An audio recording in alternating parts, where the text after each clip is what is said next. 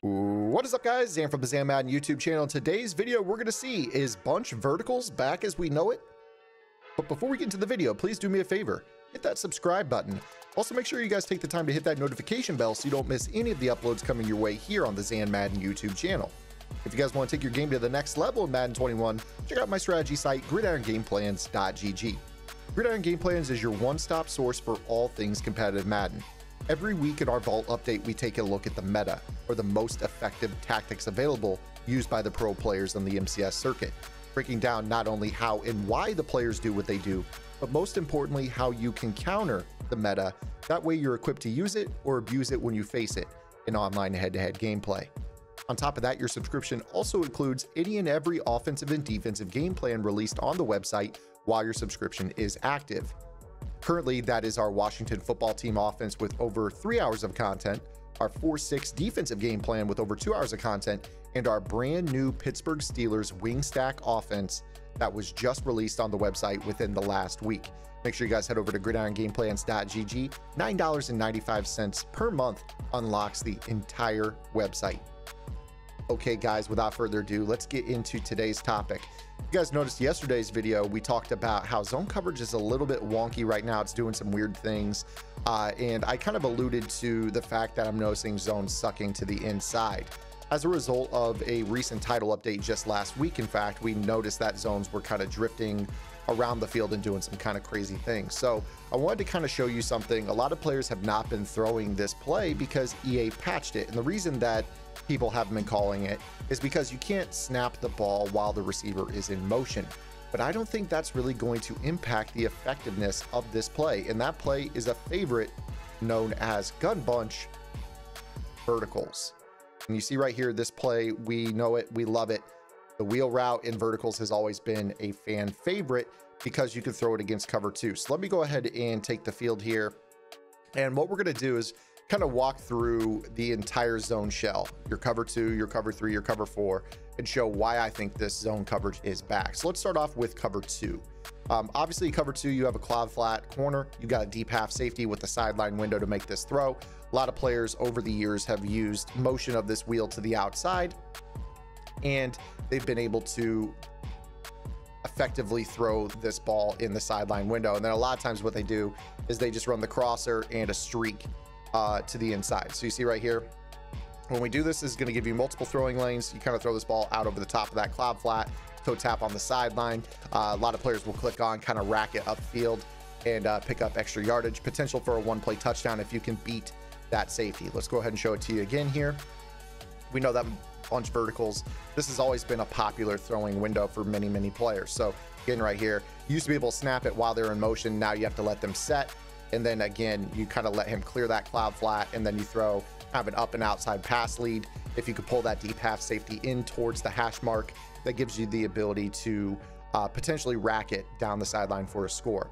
So really easy. This is obviously everyone knows this, but it's kind of your starting point to show you the foundation of how this play is typically run. So again, here you see right here on this play, we use the smoke screen on the backside, pulls down the cloud flat. That's going to allow us to throw this route right here to Godwin out on the sideline. But here we're focused on this player. As he clears this cloud flat zone, you let it rip and you throw it into that cover 2 window, as it's called. Okay, so that's how you beat cover 2. Now I actually want to focus on cover 4 because you're oftentimes going to see players that will run cover 4. Most players are going to press. It kind of goes without saying. They want to give you that look of, press man coverage. They want to give you the, that moment of doubt of what type of zone they're in as guys are dropping off the ball. Most players are going to play cover 4 with hard flats, probably some double or nothing at the defensive line spots to get to the passer. This is really where I'm noticing that the game changed as a result of the title update.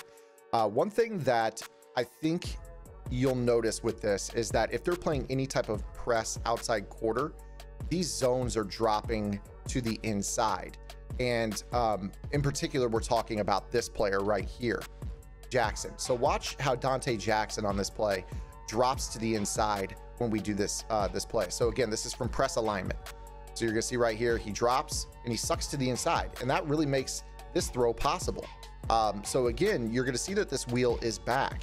Now, for this tip to work, you really need one of the ball velocity abilities. And what I'm talking about is either the set feet lead or the pass lead elite ability, which adds, you know, zip to the ball when it comes out of the quarterback's hands. Or you guys could use the gunslinger, which gives you good velocity and a much faster throwing motion. So this throw is even better with a gunslinger, but you see right here with Brady, you can fit this throw on the sideline. So again, you kind of see here how this works. Again, you don't even have to snap this ball when it's in motion. All you have to do is watch how this guy drops to the inside, and you're gonna be able to fit this throw to the outside. Now, I'm here to tell you that there are other route combinations that do work, that can kind of do some crazy things. You'll have to kind of fiddle around. The goal here is if you can get Jackson to kind of cheat inside in the seam a little bit more, this can help significantly. So, you know, if you run a streak, maybe you know, just a streak and a curl, there are a different number of verticals plays. You typically have the running back on you know, an option route like you see right here, but some of them I know in Atlanta have the speed into the running back, which makes it really good. I think Carolina, their verticals, I believe, has a route to the running back that is a speed in as well. And if not, I think double post works in very similar fashion. But again, here, if you can force that outside corner in a press quarter zone to cheat inside more, this makes this throw really, really good. You see, if you wait longer, obviously he's able to react. It's more of a quick throw window. Again, just try to figure out exactly what type of you know, route combination can make that guy cheat inside. You know, you've got this wheel route to the tight end that maybe can cause him to play a difference. Again, this is going to work against press coverage where you want him to bite to the inside, and you see here how that opens up that throw. Depending on the route combination, again, if you notice that you're running too many guys out towards the seam and it's making his job to recover a little bit easier, you'll probably want to kind of flood the short side of the field here on this play. So, you know, for instance, we showed you this setup where we had just a crosser and a curl. It seemed to me like that outside quarter zone was cheating to the inside far more. So at this point, it becomes a game of just understanding your zone drops. You know, do they have their purple zone set to 15 yards to take this throw away? If they don't, they're going to be in a lot of trouble. So let's go ahead and go back to the play call menu and kind of show you what I mean right here. If you're facing this, this is kind of what we do on Gridiron as well. We show you guys something that people are doing, and then we kind of show you how to counter it. So this wheel concept, you'll start to see it a little bit more out of bunch. I think it's going to return quickly here as it starts to spread a little bit more.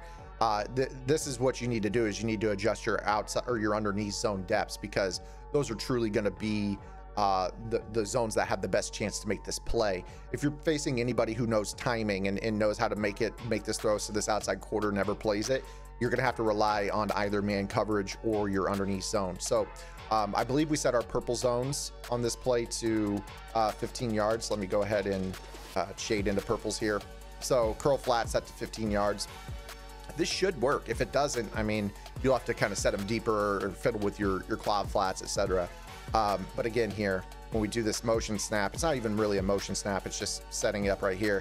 You're gonna notice how he drops to the outside. I mean, you see right here, very clearly, we're able to fit this throw to the outside. This is how good this is. You know, curl flats typically play in the curl area of the field. You can set a 15-yard blue zone, and it might do something a little bit different. Maybe take it to 20. So you see right there, the curl flats play too far to the inside as well. Maybe you set your flats to 15 or 20 on the outside, and then shade your cover 4 into blue zones instead of pink or purple zones. So we go right back here, go back into verticals, and instead of using pink zones or purple zones, you shade them underneath and you turn them into blue zones. So again, this is a tip against press coverage. The zone doesn't suck to the inside if you play off coverage, which is another counter, but most people are obviously going to play press. So motion to the outside. Now let's see if this zone gets out there. Now, the one thing I might recommend is if you see this motion, base align and then repress, because now all of a sudden your blue zone is out there closer to the outside receiver. Whereas if you're just playing press alignment, he plays in over the slot receiver. So now here you see in this example, he's dropping to 20. That throwing lane is not nearly there. So blue zone, maybe base align it, set it to 20 could be something that you can do to counter that tip. So that's cover 4, how you would adjust to stop it out of cover 4. Let's go ahead and go cover 3 now. I'm going to set my zones back to default just to kind of finish out this video. Now that we know where the counter lies, kind of show you, here's an example of like your cover 3 sky. So go ahead and get back into verticals, playing press coverage here. So again, kind of a similar deal where, you know, if they're in press coverage, you're going to notice that the outside zone is going to cheat to the inside a little bit in the seam, which is not great. So you see, actually right there, he played okay. He played okay. But you notice how he turns and runs for no reason. That to me is kind of a concern. The fact that he turns and runs is very, very odd to me. Right there, he played okay though. So let's see, we'll shade our coverage into hard flats again. If you're facing cover 3, I think if you actually run Gronk in the seam, that makes him cheat a little bit more. I base more so out of cover 4 than I do cover 3. So kind of see right here. Yeah, I mean, you can definitely see how that throw is still there. As long as you have a pass lead ability, as soon as that outside third turns his back and runs, that's kind of the key where it's just going to say throw it. So it's more of a visual cue than anything. You're just going to wait for that outside third. Once he turns his hip and runs, you're going to rip that throw high and outside. So right there, I mean, you just throw it. I mean, that guy is barely going to be able to recover. You might even wait a split second after that. Once he's turned and fully phased into running with his back to the quarterback, I think that's where you're going to make that throw. So again, you're going to really notice this too. I tend to notice it in MUT with higher rated players, which is a little bizarre. It just seems to be like they try to do too much. So you see, wait on it, wait on it, wait on it. He turns, and now you kind of rip this throw to the outside. You see how he can't fully get turned around once his speed is up. Whereas if you throw it a little bit earlier, it seems to me like maybe he has a chance to stop himself and get turned around and swatted. So we'll see here. Again, if you throw it right as he turns his hips, it might actually result in him being able to make a play. You see, that right there looked okay. But again, you just see how annoying this route's going to be, even without having to snap it while they're in motion. The fact that you can actually, you know, be able to, you know, snap this while they're set and they still get open like they're in motion is honestly kind of concerning. But we did show you one example where, you know, obviously underneath zones set to 20, preferably a blue zone set to 20 is going to get out there and get into that throwing lane. I did mention that, at least to me, it seems like if they're playing off coverage, it looks to me like that throw is kind of taken away. See right there. I mean, yeah, you see off coverage recovers a little bit better. That's another way you could do it as well. But obviously when you play off coverage, you're giving every receiver a free release, whether it be man or zone. So you're not really able to disguise what you want to do defensively, which is kind of rough just to stop that tip. So in my opinion, guys, what you would do is just set your underneath zones to 20. That's going to be the throwing lane that a lot of players want with that wheel route. But nonetheless, guys, this is a very, very good route once again in Madden. And the way those outside zones are turning and running is kind of the reason why. This wasn't a problem up until early last week. And now I'm starting to see it a little bit more. So again, guys, this is kind of a peek behind the curtain of what we do weekly in the vault. This is a tip that might normally go in the vault, say, hey, I'm seeing this. You know, this is what you guys need to be on the lookout for. So if this is the type of content you're looking for, there's a lot more of it on my website, gridirongameplans.gg. Head over there.